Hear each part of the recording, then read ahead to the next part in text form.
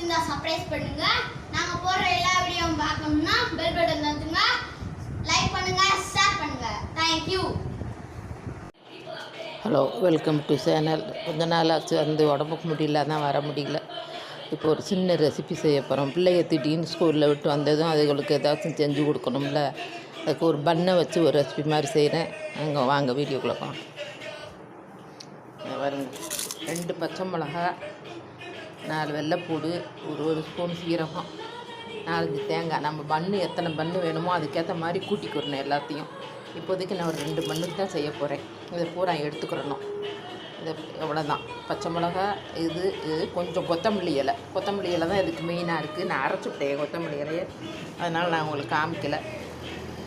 கொத்தமல்லி இலை தான் இதுக்கு முக்கியமாக தேவை. ஒரு கைப்பிடி அளவு கொத்தமல்லி இலை, பச்சை மிளகா, வெள்ளைப்பூடு, சீரகம், தேங்காய், இது எல்லாத்தையும் எடுத்து மிக்சியில் போட்டு அரைச்சிக்குவோம். மிக்சியில் போட்டு நல்லா நைஸாக அரைச்சி எடுத்துக்கிட்டேன். அடுத்து என்ன செய்யணும், மீடியம் சைஸு 2 வெங்காயம், பெரிய வெங்காயம் பல்லாரி ஒரு 2, அதான் அந்த பண்ணுக்கு ஏற்ற மாதிரி கூட்டிக்கிடணும். இந்த 2 வெங்காயம், நல்லா 2 வெங்காயம், 2 தக்காளி நல்லா பொடியாக கட் பண்ணி எடுத்து வச்சுக்கிடணும். அப்புறம் வந்து சொல்கிறேன். வானடியை அடுப்பில் வச்சுக்கோங்க, வடச்சட்டியை அடித்து ஒரு 3 ஸ்பூன் அளவுக்கு எண்ணெய் ஊற்றிக்கோங்க.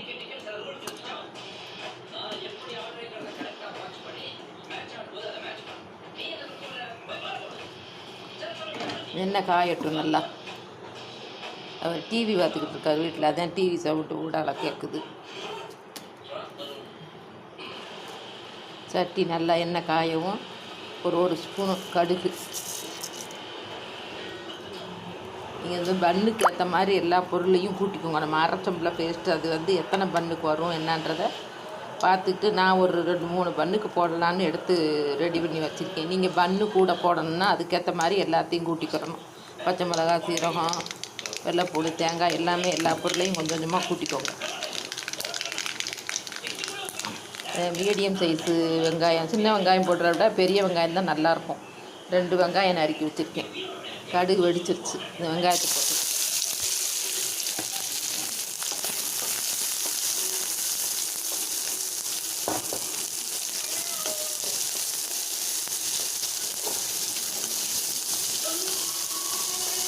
யாரும் சப்ஸ்கிரைபே பண்ண மாட்டேங்கிறீங்க, பார்த்து பண்ணி விடுங்க.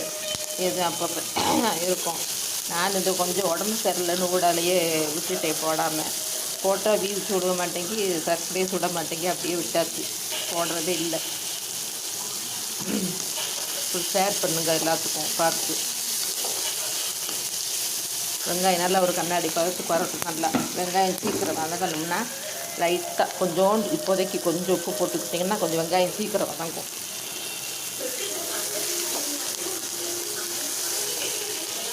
அதே மாதிரி 2 தக்காளி, மீடியம் சைஸ் தக்காளி நல்லா பொடியாக நறுக்கி வச்சுக்கோங்க.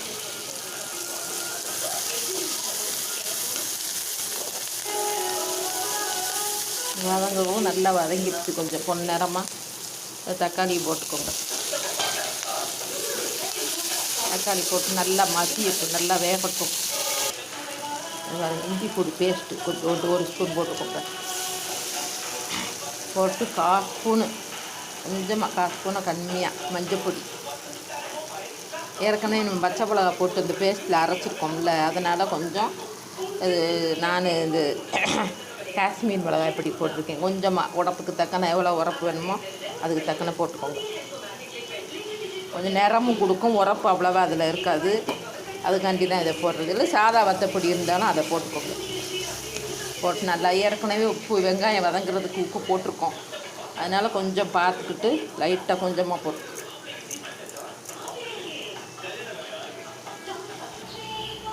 எல்லாம் நல்லா மசிஞ்சு நல்லா வெந்துருச்சு. இந்த பச்சை வாடையில் பார்த்து லேசாக சுற்றியில் எண்ணெய் பிடிச்சி பாருங்க. அது நல்லா மசிஞ்ச பிறகு நம்ம அரைச்சி வச்சுருந்தோம்ல பேஸ்ட்டு, பச்சை மிளகா, சீரகம், வெள்ளைப்பூடு, கொத்தமல்லி இலை தான் அதுக்கு மெயின். கொத்தமல்லி இலையை அவங்ககிட்ட காமிக்கலை. கொத்தமல்லி இலை எல்லாம் அரைச்சிருக்கு, இதில் ஊற்றிடுவோம்.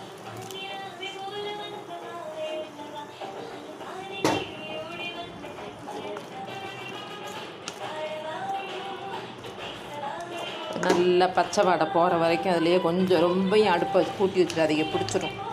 பார்த்து அளவாக வச்சு இந்த பச்சை வாடை போகிற வரைக்கும் கொஞ்சம் குறைச்சி வச்சு கொஞ்சம் நேரம் அடுப்பில் இருக்கட்டும்.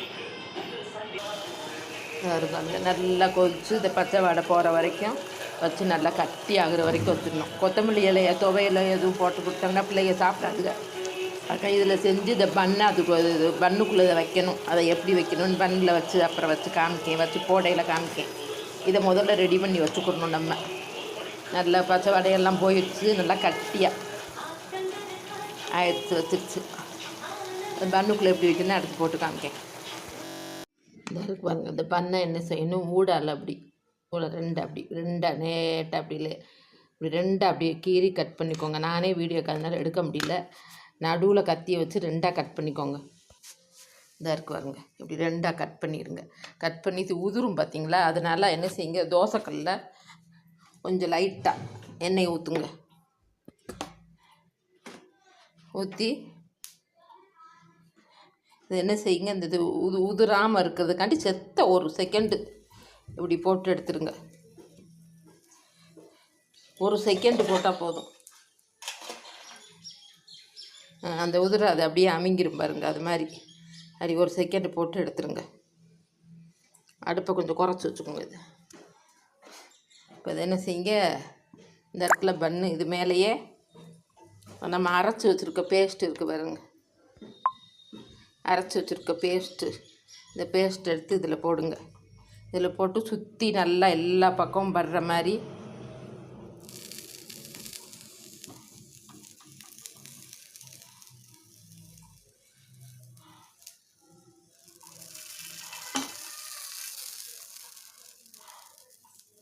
எல்லா பக்கம் படுற மாதிரி வச்சு இதை எடுத்தோம் பாருங்கள். மேலே அதை அப்படியே மூடிடுங்க. மேலே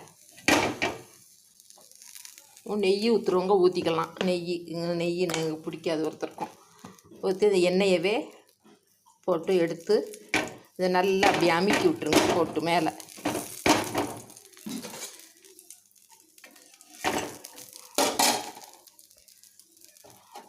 அமுக்கி விட்டு நல்லா அப்படி எடுங்க.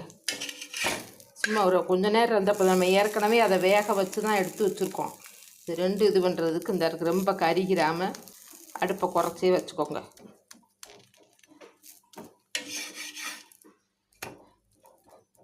இப்படியே எல்லாத்தையும் போட்டு எடுத்து வைக்கணும். இதற்கு பாருங்க, ரெடி ஆயிடுச்சு. இது மாதிரி பிள்ளைகளுக்கு வீட்டுக்கு வந்ததும் சோறு சாப்பிட்லேன்னா இதை போட்டு கொடுங்க, பண்ணை போட்டு கொடுங்க. இப்படியே எடுத்து வித்தியாசமாக இருக்கும். நல்லா இப்படியே எடுத்து பீட்சா மாதிரி அப்படியே கடித்து சாப்பிட்லாம். கொத்தமல்லி எல்லாம் உடம்புக்கு நல்லதில்லை, அதுக்கு தான் பிள்ளைகளுக்கு வந்து அதை செஞ்சு கொடுங்க. ஓகேவா? நல்லா இருந்தால் சப்ஸ்கிரைப் பண்ணுங்கள், ஷேர் பண்ணுங்கள், லைக்